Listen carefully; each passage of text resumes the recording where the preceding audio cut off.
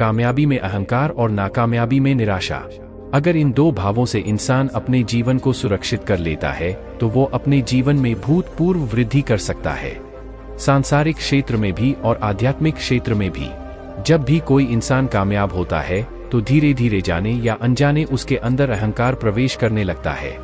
कई बार वो अहंकार इतना विराट होता है कि वो सभी को दिख जाता है और कभी इतना सूक्ष्म होता है कि वो दिखाई नहीं देता, लेकिन फिर भी वो मौजूद रहता है। और ऐसे ही जब कोई आदमी नाकामयाब होता है तो उसे निराशा, उदासी और दुख घर लेते हैं, जिससे वो आदमी ना उम्मीद हो जाता है, उसके पास कोई आशा के किरण नहीं होती और इसी वजह से वह नई शुरुआत करने से हिचक जाता है। अगर कोई आपको ऐसा मंत्र मिल जाए जो कामयाबी में आपके अहंकार और नाकामयाबी में आपकी निराशा को दूर कर सके तो आप खुद सोचिए कि क्या कोई भी बाधा आपको कामयाब होने से रोक सकती है? नहीं रोक सकती। आज जो मैं आपको कहानी सुनाने वाला हूँ, उस कहानी में आपको एक ऐसा मंत्र मिलेगा जो इन दोनों समस्याओं का निवारण कर देगा। एक बार की बात है, मगध राज्य का एक बहुत ही प्रसिद्ध सम्राट हुआ करता था। वह बहुत से राज्यों पर शासन करता था, बहुत ही प्रतिभाशाली सम्राट था और उनकी प्रजा उनसे बेहद खुश थी। कोई भी इंसान उनके बारे में कोई बुरी बात नहीं बोलता था। लेकिन अपनी जिम्मेदारियों का निर्वाह करते हुए सम्राट को अपने लिए कुछ समय ही नहीं मिलता था। वह हमेशा अपने राज्य की समस्याओं को सुलझाने में लगा रहता, जिससे वह अपने आध्यात्मिक उन्नति नहीं कर रहा था और वह सम्राट इस बात को लेकर परेशान था, क्योंकि कहीं उसे इस जीवन की निरर्थकता का आभास था। उसे पता था कि जीवन में कुछ भी कर लो, कुछ भी पाने या खोने जैसा नहीं रहता।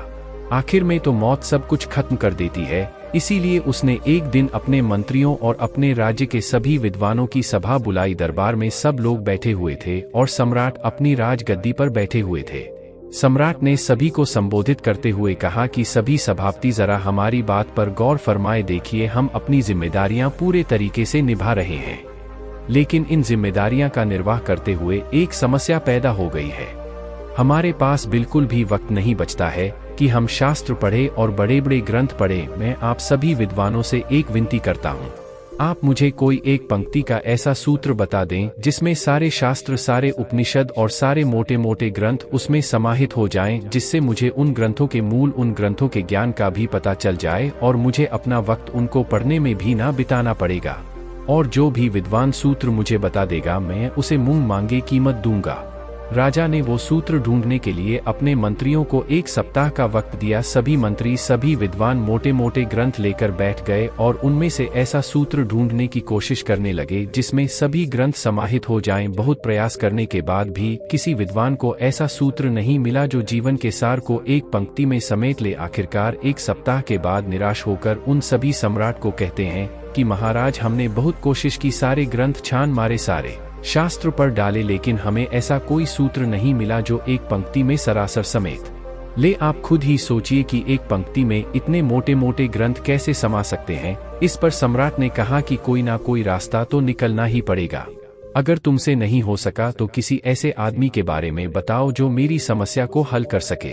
तभी एक मंत्री बोला कि महाराज, हमारे पड़ोसी राज्य में एक बहुत पहुंचे हुए संत रहते हैं। मैं यकीन से तो नहीं कह सकता, लेकिन शायद आपकी समस्या को सुलझा सकते हैं। आप एक बार उनसे भेंट जरूर करें।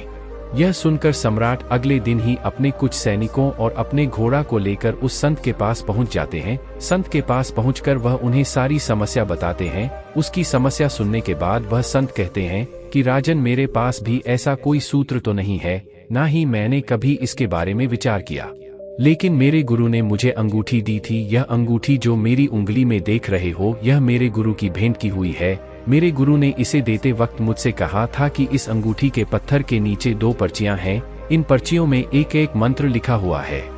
एक पर्ची हरे रंग की है और दूसरी पर्ची नीले रंग की है। और मेरे गुरु ने यह पर्चियां मुझे देते हुए कहा था कि जब भी तुम्हारे जीवन में बुरे से बुरा समय आए, जब तुम्हें लगे कि सब कुछ खत्म हो चुका और अब तो जीने जैसा कुछ बचा ही नहीं, तब तुम उस हरी पर्ची को खोल कर देखना। उसमें तुम्हें एक ऐसा मंत्र मिलेगा जो तुम्हें उस परिस्थिति से बाहर निकल देगा। और दूसरी पर्ची तुम तब खोलना जब तुम अपने जीवन में सब कुछ हासिल कर लो, जब तुम्हें लगे कि जीवन में मैंने सब कुछ कर लिया, अब तो पाने जैसा कुछ रहा ही नहीं, तब तुम वो नीली पर्ची खोलना। इसके बाद उस संत ने कहा कि मुझे तो अपने जीवन में इसकी जरूरत ही नहीं पड़ी, क्योंकि मेरे पास ऐसा वक्त आया ही नहीं है कि मुझे यह पर्ची खोलकर देखने की जरूरत पड़े, इसीलिए यह पर्ची मैं तुम्हें भेंट कर देता हूँ। और यह कहते हुए उसने वो अंगूठी सम्राट को भेंट कर दी। सम्राट ने भी वो अंगूठी स्वीकार कर ली और अपने राज्य में वापस लौट आया। समय ऐसे ही चलता रहा, बहुत साल बीत गए, राज्य पूरी खुशहाली के साथ चल रहा था। अक्सर बीच बीच में सम्राट के मन में उस अंगूठी को देखकर ख्याल आता था कि एक बार खोल कर देखता हूँ कि इसमें क्या मंत्र लिखा हुआ है, लेकिन वह संत की बात याद करके उन पर्चियों को नहीं देखता था। वह सोचता था कि कहीं मैं अभी इनको खोल दूंगा तो इनके मंत्र निष्फल हो जाएगा, इसीलिए उसने सामान्य परिस्थितियों में उन पर्चियों को नहीं खोला। लेकिन समय होती है, वह हमेशा बदलता जरूर है। और इसी तरह एक दिन उनके राज्य पर पड़ोसी राज्य के राजा ने हमला कर दिया। सम्राट ने अपने सैनिक बलों के साथ डटकर उनका मुकाबला किया, लेकिन उनकी सेना बहुत बड़ी थी, जिसकी वजह से राजा को हार का सामना करना पड़ा। हारने के बाद उसका राज्य तहस नहस हो गया, सारे घर बर्बाद हो गए और बहुत सारे सैनिक मारे गए। आखिर में राजा को अपनी जान बचाने के लिए अपने कुछ सैनिकों के साथ वहां से भगाना पड़ा। राजा का परिवार भी इस युद्ध में खत्म हो चुका था। अब राजा केवल अकेला बचा था और वो अपनी जान बचाने के लिए पहाड़ियों के रास्ते से भगाना शुरू कर देता है। साथ में उसकी कुछ सैनिक भी होते हैं, लेकिन कुछ समय बाद सैनिक भी उसका साथ छोड़कर भाग जाते हैं, क्योंकि उन्हें लगता था कि दूसरी राज्य के जो सैनिक उनका पीछा कर रहे हैं और राजा को मारते वक्त तुम्हें भी जिंदा नहीं छोड़ेंगे। और यह सोचकर वह सैनिक अपने राजा को, अपने सम्राट को अकेला छोड़कर वहां से भाग जाते हैं। अब राजा अकेला रह गया था, कोई उसका साथ देने वाला नहीं था। वो दुर्गम पहाड़ियों पर अकेला अपने घोड़े पर सवार होकर उनको पार करता हुआ आगे चला जा रहा था, लेकिन दूसरी सेना के सैनिक किसी भी कीमत पर उसको ढूंढकर मार देना चाहते थे और पीछा करते हुए वो उसके बहुत करीब पहुंच चुके थे। तभी राजा को उनके आने की आहट मिली। राजा तुरंत अपने घोड़े से उतरकर वहां पर कुछ झाड़ियों में छुप जाता है। राजा जब झाड़ियों में छुपा हुआ था तो उनके कदमों की आहट से राजा का दिल सह जाता था।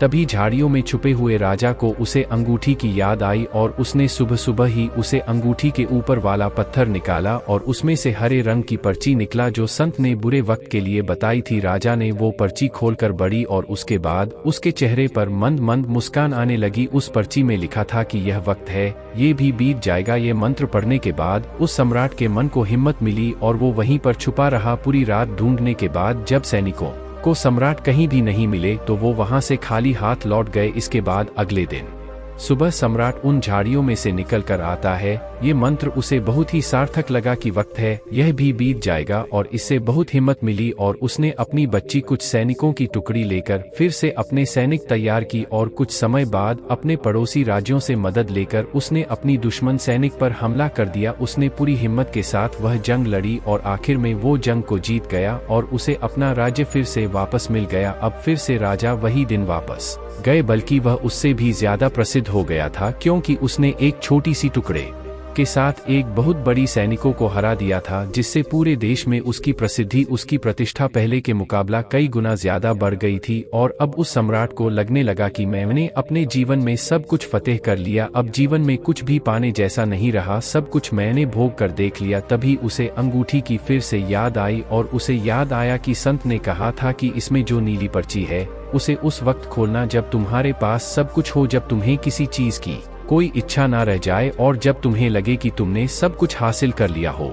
यह सोचकर उसने उस अंगूठी का पत्थर हटाया और वह नीले रंग की पर्ची निकाला। उसने वो पर्ची खोल कर देखी और देखने के बाद उसके चेहरे पर उदासी छा गई। ऐसा उस पर्ची में क्या लिखा था? उस पर्ची में लिखा था कि यह भी वक्त है और यह भी बीत जाएगा। कुछ देर उदास रहने के बाद वो सम्राट बहुत जोर जोर से हंसने लगता है, क्योंकि उन पर्चियां में उसे पूरे जीवन का सार मिल गया था। सारा ज्ञान उस पर्ची में समाहित था। मंत्र एक ही था कि यह भी वक्त है, बीत जाएगा, लेकिन यही सार किताबों का, यही सार शास्त्रों का और यही सारा ज्ञान है जो इस एक पंक्ति में समाहित है। ये भी वक्त है, बीत जाएगा। अक्सर हम जब नाकामयाब होते हैं, जब हमारा कोई काम सफल नहीं होता तो हमारा मन निराशा से भर जाता है, हमें कोई रास्ता नजर नहीं आता। लेकिन अगर ऐसे वक्त में भी आदमी यह मंत्र याद रखे कि ये भी वक्त है, बीत जाएगा, तो वो इंसान कभी भी हिम्मत नहीं हार सकता। ऐसे इंसान फिर से नई शुरुआत करते हैं और जीवन में आगे बढ़ते हुए सफलता हासिल कर लेते हैं। लेकिन सफलता हासिल करने के बाद भी उन्हें अक्सर हानिकारक हो जाता है। मन अहंकार को पकड़ ही लेता है। लेकिन अगर ऐसे वक्त में भी इंसान इस मंत्र को याद रखे कि ये भी वक्त है और यह भी बीत जाएगा, तो उसे इंसान को सफलता में भी अहंकार नहीं मिलेगा और इस एक मंत्र के द्वारा इंसान अपने आप को सुख और दुख, कामयाबी और नाकामयाबी, इन दोनों चीजों पर उतार सकता है और जीवन की निरर्थकता को समझ सकता है। आखिर में तो दोस्तों, जीवन निरर्थक ही है, क्योंकि मौत सब कुछ खत्म कर देती है। आखिर में कुछ भी नहीं बचता, आपका शरीर भी यही छूट जाता है, इसके द्वारा कमाई हुई चीज भी यही छूट जाती है। और जब आपको अपने जीवन की निरर्थकता का आभास होने लगता है, तो आप जीवन की सार्थकता को जानना चाहते हैं। तब आप वह जानना चाहते हैं जो शाश्वत है और जो मृत्यु के बाद भी तुम्हारे साथ रहता है। वहीं से सत्य की खोज शुरू होती है और वहीं से ज्ञान का मार्ग खुलना शुरू होता है। तो दोस्तों, कैसी लगी आपको ये कहानी, कमेंट सेक्शन में जरूर बताना और इस तरह की कहानी सुनने के लिए चैनल सब्सक्राइब जरूर कर ले।